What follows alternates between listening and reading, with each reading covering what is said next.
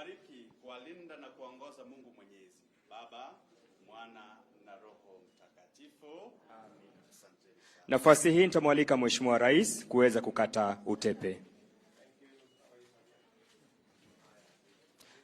Ni dhahiri shairi kwamba chuo chetu cha mafunzo kimefunguliwa rasmi. Makofi kwa Mheshimiwa Rais.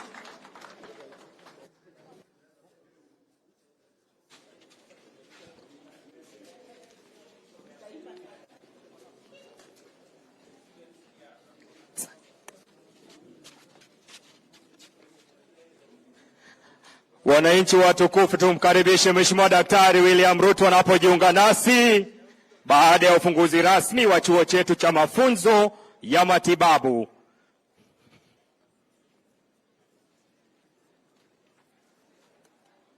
Karibu Mheshimiwa Rais.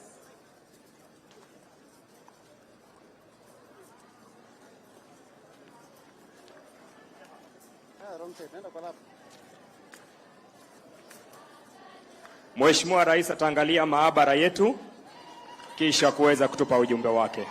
Wale wako mbali tupewe nafasi kuja karibu.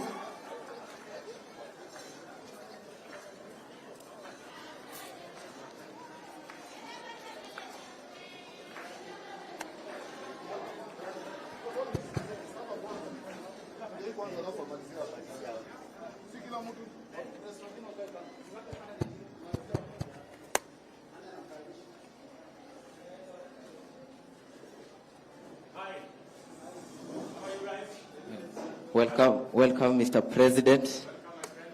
I'm good. My name is Stephen Kivuva. I'm a student of KMTC, taking diploma in clinical medicine.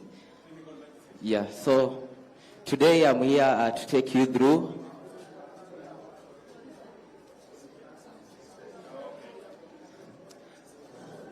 Okay, today I'm here to take you through our e-learning portal and how it is helping us in learning purposes. When you log in into our KMTC e-learning portal, you get to assess your faculties according to the course that you are doing. For my case, I'm taking clinical medicine. When I log in into our portal, I will go to my course and select Faculty of Clinical Sciences, whereby I will be able to see my course, that is the Department of Clinical Medicine and Surgery. And because I'm taking diploma, I will go to the diploma courses and select diploma in clinical medicine surgery. Because I'm in second year, I will go straight to the point that is indicated here too, and click there, and it will bring semesters. We usually have 2 semesters in a year. So I'm currently in my second semester. I will click semester 2, and from there I will be able to see the modules that we learn in semester 2. And for example, if I select one module such as clinical pathology, which I had selected, I'll come here and be able to see the units that we are, the topics that we are studying on clinical pathology. So you are able to see the topics, you are able to see down here the unit objectives. By the end of the topic, what are you supposed to have understood? After that, you will see the unit requirements, the things that you require in that unit.